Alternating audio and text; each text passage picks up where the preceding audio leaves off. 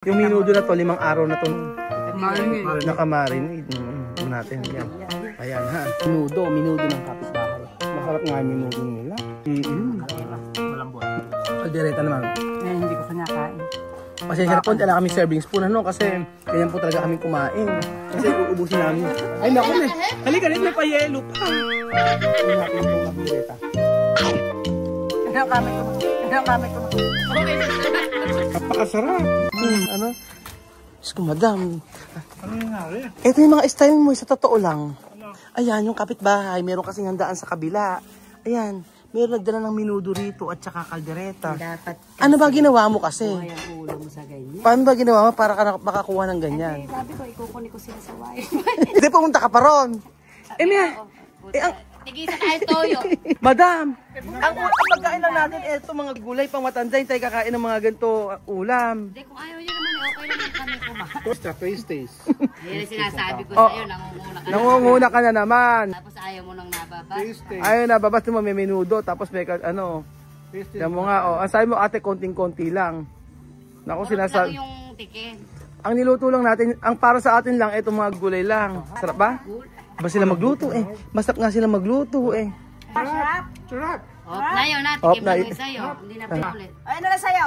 Kasi meron kang sugar, di ba? O, Dapat kaya yun yung kinakain-kain mo. Ito lang Ayan. kumakain dapat. Ito man. Bitter ka sa Tingnan, basher. tingnan mo yung ano, kaldereta nila. Uy, napakalambot ng palang kami. Yung sinasabi ko sa Belgium.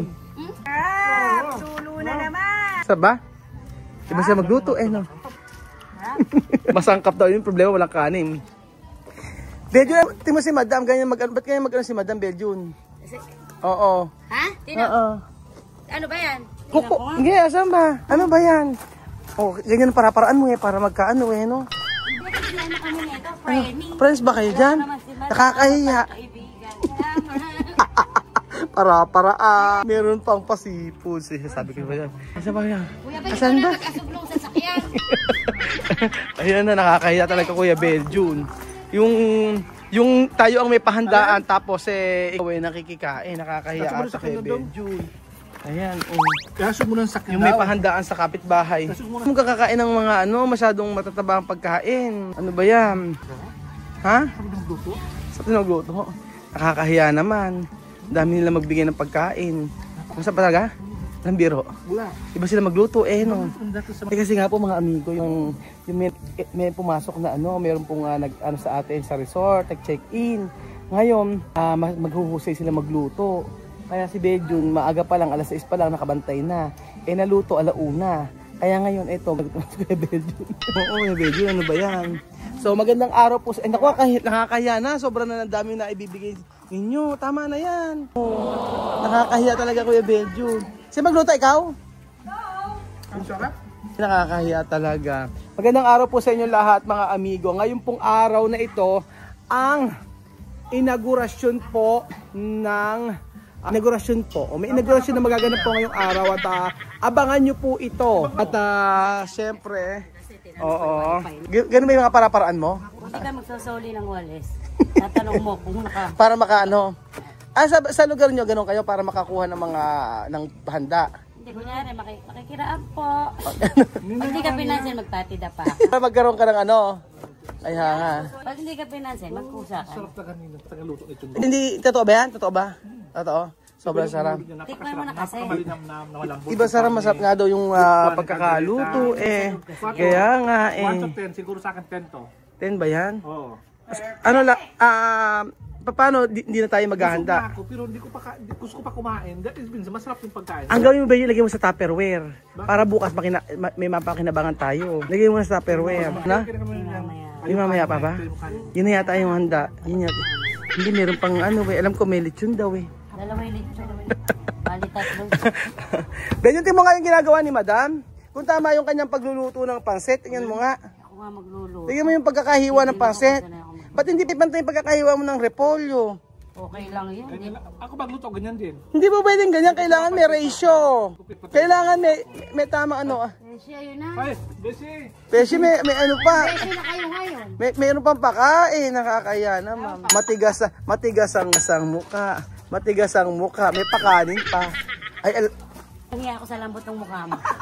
Tigas din ang... Yung pagkain binigay, Beshi. Beshi, Buhay pagka... na buhay yung dugo nung Oo nga. Ay, nako, nag-ulam na siya. Ano? Bejun. Ano? Talagang kakain ka? Di ba kakakain mo lang? Kanina nga, pinapakain ko kasi matanda na. Siguro din mo lang yung maganda yung ano ha, maganda yung pagkakaalo.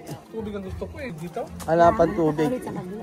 Pero, Hindi, yelo na lang. Meron po kami tubig. hindi, may yelo nga. Ayun o, dadaan na. Talaga naman si Nina, ano. Namuhay ka nang walang gas. Kaya nga. Pag kasi nakakakutob ka na may handaan sa kapitbahay. Paano? Kasi Huwag ka na magluto. tawagan mo si Nino. Oo. Kaya ka nagmana kay Diyosa Poco? Tawagan mo si Nino. Kay Diyosa Poco ka rin ba na ano? Hirap ng buhay mo, kailangan para. Saan? Isang Kakakain lang daw Ah, hindi, niya. iba Sa pala, sobrang sarap daw, gutom pa siya. Ninang, niya mo yung rice nila. Yan ba yung tinuturo niyo yung pagluluto ng rice? Na pinaplastic? Nakita mo sa amin, hindi ganyan kalambot. Hindi lang perfect ka na yung rice. Oo. Narinig ba ako? Ano ba? Sabi ako. Ang di lang pa yung rice nila, pero masarap ang ulat ng ulam. So yung ulam. Kasi te, May pa-rice pa sa taga sila. Tikman na. Sige nga, titikman na. Ay naku, may... Ay, sabi ko sa'yo, babe. Nakakaya talaga. Pasok ka rito. Hindi ka. Nahihiya pa rito si anak ni Aling Marisa. Oo, si Sabi ko. Ira. Si Ira, halika rito. Mag-vlog tayo. Nakakaya naman. Halika rin, ay, tama. Paparood mo na yung sarili mo. Kahapon, nahilo ako sa ubas. Eh, siya rin, pinabagal niya tayo ako sa ubas. Naka-isang kilo yan. Yung pahandaan sa kakay. Hoy, yung pahandaan sa kabila kayo nang tumitira. Pero nga talaga. Ha? Hindi, nagbibigay British sa... daw yan. Ano? British. Ano British? Yung kahapon nilantak mo 1 kilong ubas. Kaya nga nahilo ko yan. Sabi niya kanina, okay na ba ako yung wifi? Oo. Sabi niya, nakikunik na ako kay Ninang, in-scan ko. O, tapos? Kumain ka na ba? O, kumain na ako. Teka din ako. Hindi ako. Tapos may kasunod na 4 na ulam. Teka ako, wag na. Dito na kami sa kabila. Sabi mo? Hindi ka naman nahihiya. Hindi, ano ko nga talaga yun. Oo. Friends ba kayo? Oo. Ah, Kaya sa akin tumawa. para kakawatan mo. Eh, sabi ni Benji na masarap daw talaga eh. Tikman nga natin talaga. Sige nga. Kung mapapatunayan natin na masarap daw yung pagkakaluto. Kasi iba rin yung luto ng ano eh. Tikman natin yung minudo nila mga amigo. O yan, yung minudo. Kasi 5 yung minudo na to, 5 araw na to. Nakamarinate. Natin yan. Ayan ha. Minudo ng kapitbahay. Masarap nga yung minudo nila. malambot. Kaldereta naman. Hindi ko kinakain. Pasensya na po, wala kaming serving spoon ano kasi ganyan po talaga kaming kumain. Kasi uubusin namin. Ay naku, halika rin, may payelo pa. Yung natin itong kaldereta. Yan ang kamay ko mo. Okay, Napakasarap. Kaso yung papakain nun, sila pa nag-thank you ate. Thank you po, ikaw na nga. Hindi siya nga pa nag-thank you. Hindi sabi ko sa'yo, kumain ka. Napakasarap ng kaldereta nila, iba. Hindi yung kaldereta nilang matindi, iba ang lasa. Sobrang sarap. Ito yung kaldereta ng Nueva Ecija mga amigo, yung napakaraming gata. Napakalambot. Sarap! Kanina habang sabi ni Benjo, Noy, nandito ka kanina, sabi mo, oy, nakaluto ba yung nasa kabila? Sabi ko, narinig ka, kaya siguro nagbigay. Hindi siya narinig. Ano? Teka, parang hindi ako narinig. Ganito na lang ako. Sadyain na lang ako. Nanadya, tingnan mo sige Benjo, na kinakamay-kamay pa yung kaldereta.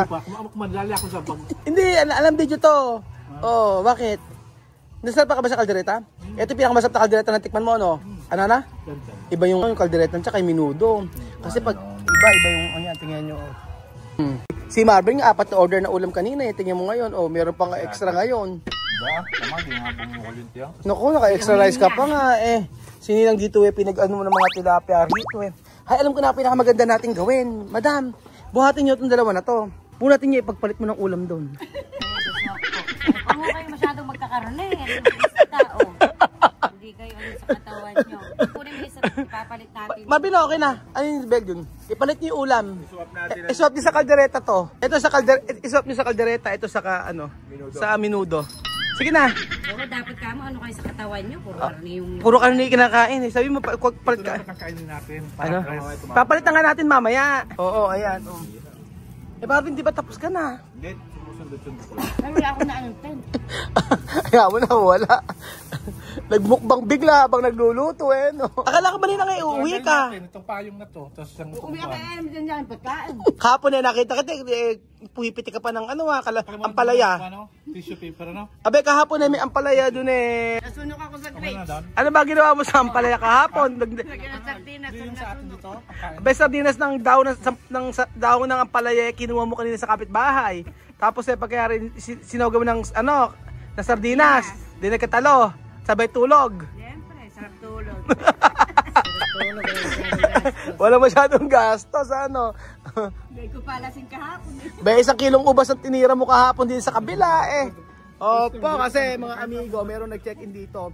Si Ate Marisa yung naglulugaw dito, yung yung kauna-unahang may aning lugaw dito sa amin. Eh nag-check-in siya, subscriber natin, nanonood na sa atin. Kahapon nakakwentuhan namin. Hanggang Sunday po, hanggang sa 2 days po sila nag-check-in sa resort. Aba, ini-invite kami, ang dami mga pagkain. Oo, 2 litsong ka-farmers, tapos pagkayari may mga pagkain pang meron daw siyang pabingo. Si Doña Marisa yon. Oo. May pabingo. Mamaya may pabingo, meron pa sayaw siya at magbibigay siya ng pera. Ang budget niya Pag rito. nagpabingo yan, kahit ayaw niya, papasok ako. Oo, ang budget na raw dito ay 1.5 pesos. Nabusog ako yung medyo na, no? Busog. I-clear mo naman na, madam, dito sa Nueva Ecija, pag may mga handaan, talaga nagbibigay mga kapitbahay. Yes po, ganun po kami dito. Oo. Hindi po kami kabududumpi lang. Yung sa amin po charot-charot lang. Pero may konting halong totoo. Totoo yung ginawa mo talaga. Oh, hindi kasi friend ko nga yun. Kaibigan mo ba talaga? Oo. Kaya naman pala. Walang harong joke yun. Saan ba gagawin? Ba't ba kasi may mga handaan tayong ganito? May ano ba ngayon? Ano ba ang selebrasyon? Secret muna. Oo. Secret no clue daw po mga amigo. Ayan, meron tayo dito pabangos.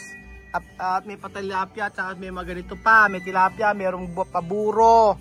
At mamaya po mga amigo ay masasaksihan nyo ang ating selebrasyon. Selebrasyon po ng meron tayong tinatawag na groundbreaking po mga amigo, groundbreaking po dito sa amin. At abangan niyo po kung ano po yung groundbreaking na yon. At for sure po ay matutuwa ang bawat isa dahil finally po ay secret. Finally po mga amigo ay meron po tayong itatayo dito malapit sa resort mga amigo. So, abangan nyo po habang si Madam po ay nagluluto ng pansit na pampahaba ng basher. Pampahaba ng basher. Pamparami ng basher. Abangan nyo po mga amigo ang groundbreaking sa Casa Guiniana. Dito po malapit sa bahay, sa resort mga amigo.